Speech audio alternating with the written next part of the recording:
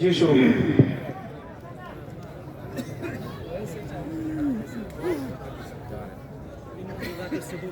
بات یہاں تک پہنچی تھی کہ اللہ رب العالمین کا علم اتنا وسیع ہے، اتنا کشادہ ہے کہ وہ انسان کے دل میں پیدا ہونے والے خیالات کو بھی جانتا ہے۔ اللہ کے علم کا یہ معاملہ ہے کہ اللہ انسان کے دل میں پیدا ہونے والے خیالات کو جانتا ہے، اور ہمارا علم، ہمارا اور آپ کا علم یہ ناقص ہے۔ اس کی دو مثالیں اور ابھی کی مثالیں آپ کو دیتا ہوں، بات زیادہ سمجھ میں آئے گی۔ پہلی مثال ہمارے علم کی یہ ہے کہ ہم انسان ہونے کی حیثیت سے بڑی کوششیں کرتے ہیں، بڑے انتظامات کرتے ہیں، بڑی پلاننگیں کرتے ہیں، لیکن ہمارا جو علم ہے وہ ناقص ہے۔ اس لیے ہمیں پتہ نہیں ہوتا کہ کون سی چیز کہاں دھوکہ دے جائے، کون سی چیز کہاں دھوکہ دے جائے۔ اس لیے اگر ہمیں معلوم ہو کہ یہ چیز یہاں خراب ہونی ہے، یہ چیز یہاں صحیح ہونی ہے، تو اس کے انتظامات پہلے سے ہی ہو جائیں نا۔ انسانی یہ فطرت ہے کہ وہ اتنا ہی جانتا ہے جتنا اللہ اس کو بتاتا ہے۔ دوسری مثال یہ ہے کہ یہ ابھی لائٹ کیوں گئی، یہ ابھی لائٹ بند کیوں ہوئی، یہ بھی ایک مثال ہے، ذرا دھیان سے سنیں۔ یہ ابھی لائٹ بند کیوں ہوئی، اس پر ہم سب کے تبصرے الگ الگ تھے۔ کوئی کہنے لگا ابھی یہیں پر، کوئی کہنے لگا جنریٹر خراب ہو گیا، کوئی کہنے لگا لائٹ آئی ہے تار جوڑے جا رہے ہیں، کوئی کہنے لگا لائٹ چلی گئی ہے تار جوڑے جا رہے ہیں، کوئی کہنے لگا جنریٹر جو ہے وہ بدلا جا رہا۔ یعنی مکمل جانکاری کسی کے پاس نہیں ہے، مکمل وہی جانتا ہے جو فی الحال وہاں موجود ہے۔ یہ ہمارے علم کا معاملہ ہے۔ اور دوسری طرف یہ بھی کہا جانے لگا کہ جو لوگ یہاں سے اٹھ کر کے گئے ہیں وہ کچھ تو اپنی ضرورت پوری کرنے گئے اور کچھ بیڑی سگریٹ کے دھوئیں بھی اڑانے گئے۔ یہ بھی لوگ کہنے والوں نے کہا، حالانکہ بات کہاں تک صحیح ہے کہاں تک غلط ہے وہ تو آپ ہی جانتے ہوں گے، لیکن مثال سے سمجھیے کہ ہمارا علم کتنا ناقص ہے۔ ہم کچھ آگے کے بارے میں نہیں جانتے، ہم اپنے پیچھے کے بارے میں کچھ نہیں جانتے، یہ ہمارا علم ہے۔ آگے چلیے، علم کی اہمیت پہ چند باتیں سننا ہے نا، بہت دھیان سے سننے کی ضرورت ہے، انشاءاللہ کچھ نیا سننے کو ملے۔ پہلی چیز، پیارے نبی صلی اللہ علیہ وسلم کی جو بعثت ہوئی اس دنیا کے اندر، پیارے نبی اس دنیا کے اندر جب نبی بنا کر کے بھیجے گئے تو آپ کے اس دنیا میں بھیجے جانے کا ایک مقصد، ایک پرپس یہ بھی تھا کہ آپ لوگوں کو تعلیم دیں، لوگوں کو سکھائیں۔ اللہ رب العالمین نے قرآن مجید کے اندر فرمایا، لَقَدْ مَنَّ اللَّهُ عَلَى الْمُؤْمِنِينَ إِذْ بَعَثَ فِيهِمْ رَسُولًا۔ اے مومنوں، ہم نے تمہارے اوپر ایک بہت بڑا احسان کیا ہے، ہم نے تمہارے اوپر ایک بہت بڑی نعمت کی ہے کہ تمہارے درمیان میں ایک رسول بھیجا ہے، ایک پیغمبر بھیجا ہے۔ اس پیغمبر کی کوالٹیز کیا ہیں، اس کی وشیشتائیں کیا ہیں، اس کی کیا خوبیاں ہیں؟ اللہ فرما رہا ہے، یتلو علیہم آیاتہ، وہ نبی، وہ پیغمبر، وہ لاسٹ میسنجر تمہیں قرآن کریم کی آیتیں پڑھ کر کے سناتا ہے۔ وَيُزَكِّيهِمْ، تمہارے دلوں کو صاف کرتا ہے، تمہارے دلوں میں جو شرک کی گندگی بھری ہوئی ہے، تمہارے دلوں میں کفر کی جو گندگی بھری ہوئی ہے، تمہارے دلوں میں معبودان باطلہ کی کی جو محبت بھری ہوئی ہے اس کو وہ دور کرنے کی کوشش کرتا ہے. وَيُزَكِّيهِمْ تمہارے دلوں کا تزکیہ بھی کرتا ہے. وَيُعَلِّمُهُمُ الْكِتَابَ وَالْحِكْمَةَ وہ نبی تمہیں علم و حکمت کی باتیں بھی سکھاتا ہے, تمہیں تعلیم دیتا ہے, تمہیں یہ بتاتا ہے کہ تمہیں زندگی کس طریقے سے گزارنا ہے. اٹھاؤ کتاب و سنت کی تعلیمات کو اٹھا کر کے تو دیکھو پیارے نبی نے کون سا ایسا شوشہ چھوڑا, کون سی ایسی چیز چھوڑی, کون سا ایسا پہلو چھوڑا جس پر بحث نہ کی ہو, جس پر گفتگو نہ کی ہو, جس پر تعلیم نہ دی ہو, جس کا طریقہ نہ سکھایا ہو. سلمان فارسی سے یہاں تک کہا گیا تمہارے نبی نے کیا تمہیں پیشاب اور پخانے کے طریقے بھی سکھائے. سلمان فارسی رضی اللہ تعالیٰ عنہ نے کہا ہاں ہمارے نبی نے ہمیں پیشاب اور پخانے کے طریقے بھی سکھائے. زندگی کا کوئی بھی پہلو پیارے نبی نے نہیں چھوڑا جس پر بحث نہ کی گئی ہو.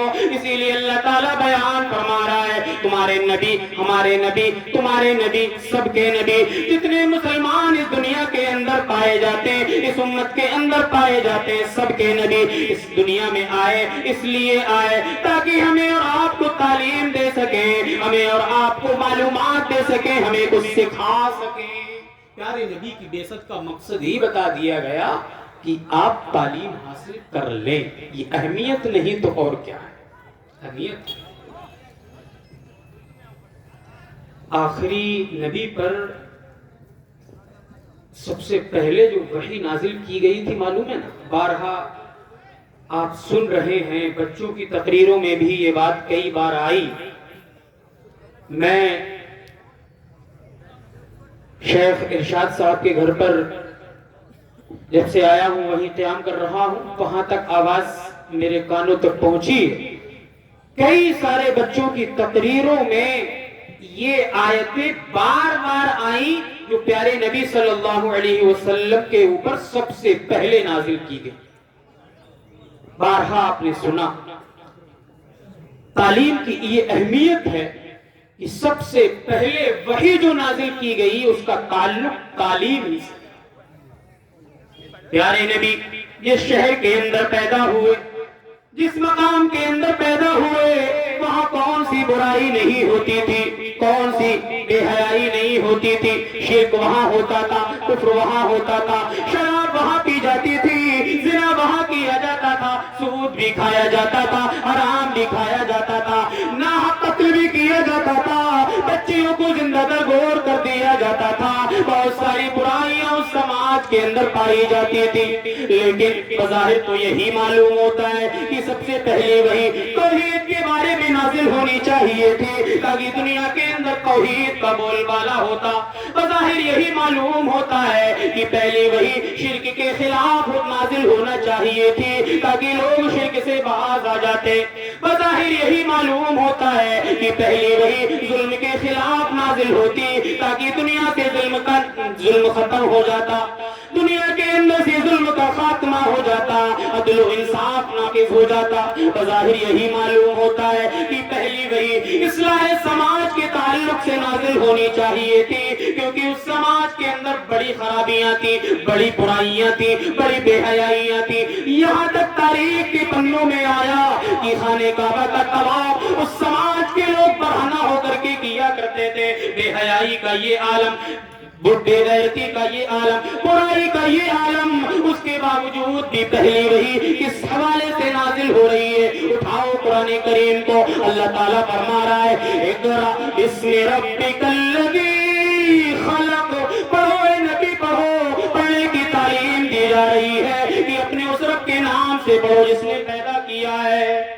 پہلی وحی جو نازل ہوئی وہ کسی برائی کو ختم کرنے کے بارے میں نازل نہیں ہوئی, شرک کو ختم کرنے کے بارے میں نازل نہیں ہوئی, توحید کی فضیلت کے بارے میں نازل نہیں ہوئی. نازل ہوئی تو علم کے بارے میں. اقرأ بسم ربک الذی خلق. اے نبی پڑھو, پڑھنے کا حکم دیا جا رہا ہے, تعلیم حاصل کرنے کا حکم دیا جا رہا ہے. پڑھو اس رب کے نام سے جس نے پیدا کیا. خلق الانسان من علق. پڑھو, پڑھنے کا حکم دیا جا رہا ہے اس کے نام سے پڑھو جس نے انسان کو جمے ہوئے خون سے پیدا کیا. جب اس قرآن کریم کی یہ 5 آیتیں آپ اٹھا کر کے دیکھیں گے تو آپ کو پتا چلے گا کہ پہلی وحی کا تعلق تعلیم حاصل کرنے سے تھا، لیکن مفسرین نے لکھا ہے یہاں صرف پڑھنے کا حکم دیا گیا۔ پڑھنا کیا ہے، کیا حاصل کرنا ہے، کون سی تعلیم حاصل کرنا، یہ نہیں بتایا گیا تو یہ بتایا گیا کہ اپنے رب کے نام سے پڑھو، ایسی تعلیم حاصل نہ کرو جو تمہیں تمہارے رب سے جدا کر دے، ایسی پڑھائی نہ پڑھو جو تمہیں تمہارے رب سے دور کر دے، ایسی پڑھائی پڑھو، ایسی تعلیم حاصل کرو جو تمہارے رب کے قریب کر دے، تمہیں تمہارے رب سے جوڑ دے، ایسی تعلیم حاصل کرنے کا حکم دیا گیا ہے۔ خلق الانسان من علق، پڑھو اس رب کے نام سے، اس نے انسان کو جمے ہوئے خون سے پیدا کیا ہے۔ جو ذات انسان کو جمے ہوئے خون سے پیدا کر سکتی ہے، وہ جاہل کو عالم بھی بنا سکتی ہے، وہ انسان کو پڑھا بھی سکتی ہے۔ وہ اللہ جو انسان کو جمے ہوئے خون سے پیدا کر سکتا ہے، وہ ایک جاہل انسان کو تعلیم بھی دے سکتا ہے۔ اللہ کی قدرت کا کیا کہنا، وہ اللہ ایک جاہل کو عالم بھی بنا سکتا ہے۔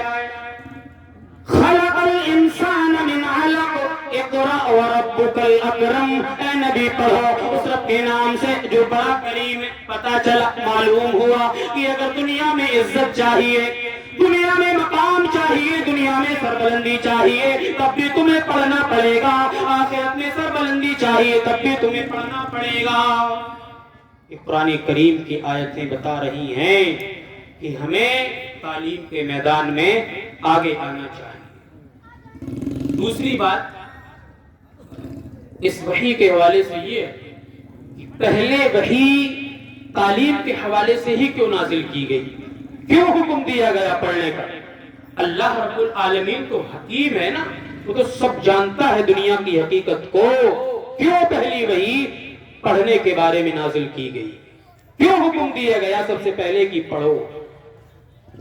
مفسرین نے بتایا جب علم کی روشنی آ جائے گی تو جہالت کا خاتمہ ہو جائے گا، جب علم کی روشنی آ جائے گی تو ظلم بھی مٹ جائے گا، جب علم کی روشنی آ جائے گی تو شرک بھی مٹ جائے گا، بدعات کا بھی خاتمہ ہو جائے گا، جب علم کی روشنی آ جائے گی تو سماج کے اندر سے برائیاں بھی ختم ہو جائیں گی، بے حیائیاں بھی ختم ہو جائیں گی، لوگ اسلام کی طرف دوڑ کر کے آئیں گے، توحید کی طرف دوڑ کر کے آئیں گے۔ اس لیے اس امت کے اوپر سب سے پہلے وحی جو نازل کی گئی، آخری نبی پر جو وحی نازل کی گئی، اس میں یہی حکم دیا گیا کہ پڑھو، تعلیم حاصل کرو۔ یہ تعلیم کی اہمیت ہے کہ سب سے پہلے جو حکم ملا وہ پڑھنے کا۔ حیرت ہے کہ تعلیم و ترقی میں ہے پیچھے، حیرت ہے تعلیم و ترقی میں ہے پیچھے۔ جس قوم کا آغاز ہی اقرا سے ہوا تھا، جس کو سب سے پہلے یہی تعلیم دی گئی تھی کہ پڑھو، لکھو، علم حاصل کرو اور جس سریا پر پہنچ جاؤ، تم دنیا کے اندر بھی کامیاب رہو گے، آخرت کے اندر بھی کامیاب رہو گے۔ لیکن آج مسلمانوں نے پڑھنا چھوڑ دیا، تعلیمی میدان سے وابستگی ذرا کم کر دی ہے اور خرافات میں زیادہ پڑھنے لگے۔ اور آگے چلیے، جب پیارے نبی صلی اللہ علیہ وسلم پر یہ وحی نازل ہوئی تو اس سے پہلے پڑھنے کا رواج نہیں تھا۔ پورے عرب کے اندر چند لوگ پڑھے ہوئے تھے جن کو انگلیوں پہ گنا جا سکتا تھا، لیکن جب وحی نازل ہوئی تو بڑا ماحول بن گیا پڑھنے پڑھانے کا، لکھنے لکھانے کا۔ کیا بچے، کیا بڑے، کیا بزرگ، کیا مرد، کیا عورتیں، سب پڑھنے لگے۔ پیارے نبی صلی اللہ علیہ وسلم پر وحی نازل ہونے کے بعد ایک لکھنے لکھانے کا، پڑھنے پڑھانے کا ماحول بنا۔ جس طریقے سے صحابہ اکرام تعلیم حاصل کرتے تھے اور علم حاصل کرتے تھے، آپ سنیں گے تو آپ کو تعجب ہوگا۔ خلیفہ دوم حضرت عمر فاروق رضی اللہ تعالیٰ عنہ اپنے بارے میں کہتے ہیں، ادھر پیارے نبی صلی اللہ علیہ وسلم کے اوپر صبح و شام وحی نازل ہو رہی ہیں، صبح میں بھی اللہ کی تعلیمات نازل ہو رہی ہیں، شام میں بھی اللہ اللہ کی تعلیمات آسمان سے نازل ہو رہی ہیں، قرآن کریم کا نزول ہو رہا ہے۔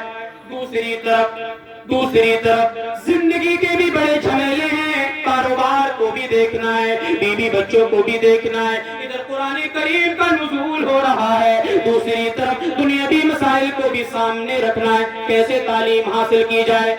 حضرت عمر فاروق کہتے ہیں میں نے ایک انصاری صحابی کو دوست بنایا۔ نوجوانوں کے لیے بڑا پیغام ہے کہ دوست کس کو بنایا جائے۔ دوست ایسے انسان کو بنایا جائے جو ہمارے دین و اسلام کی فکر کرنے والا ہو، ہمارے اسلام کی فکر کرنے والا ہو، ہمارے توحید کی فکر کرنے والا ہو، ہمارے مذہب کی فکر کرنے والا ہو۔ ایسے انسان کو کبھی دوست نہ بنانا جو ہمارے دین کا دشمن ہو، ہمارے اسلام کا دشمن ہو، ہمارے مذہب کا دشمن ہو، ایسے انسان کو کبھی دوست نہ بنانا۔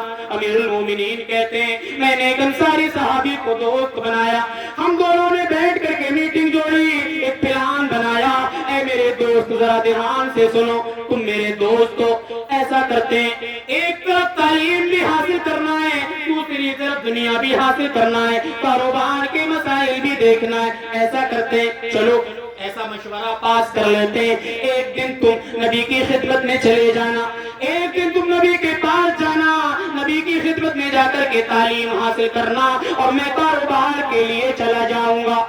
صبح سے شام تک تم نبی کی صحبت میں رہنا، پیارے نبی صلی اللہ علیہ وسلم ایک دن میں جو تعلیم دیں گے، جو علم سکھائیں گے، شام کو آ کر کے تم مجھے بتا دینا، اگلے دن میں چلا جاؤں گا، اگلے دن میں آ کر کے تمہیں بتا دوں گا۔ اس طریقے سے پلان بنایا، اے میرے دوست ایک دن تعلیم حاصل کرنے کے لیے تم جانا، اور ایک دن تعلیم حاصل کرنے کے لیے میں چلا جاؤں گا، ایک دن کاروبار کے لیے تم جانا، ایک دن کاروبار کرنے کے لیے میں چلا جاؤں گا۔ اس طریقے سے علم بھی حاصل ہو جائے گا، تعلیم بھی حاصل ہو جائے گی، اور کاروبار کے مسائل بھی حل ہو جائیں گے۔ یہ کون کہہ رہا ہے؟ امیر المومنین حضرت عمر بن خطاب رضی اللہ تعالی عنہ، کہ میں ایسا دوست بنایا میں نے جس سے میں نے تعلیم کا معاملہ حل کیا، ایک دن وہ تعلیم حاصل کرنے جاتا تھا تو میں کاروبار کرتا تھا، دوسرے دن میں تعلیم حاصل کرنے جاتا تھا وہ کاروبار کرتا تھا، اور شام کو جب ملتے تھے تو پورے دن کی تعلیم کے بارے میں ایک دوسرے سے شیئر کرتے تھے، بتاتے تھے۔ اس طریقے سے صحابہ نے تعلیم حاصل کی۔ ایک اور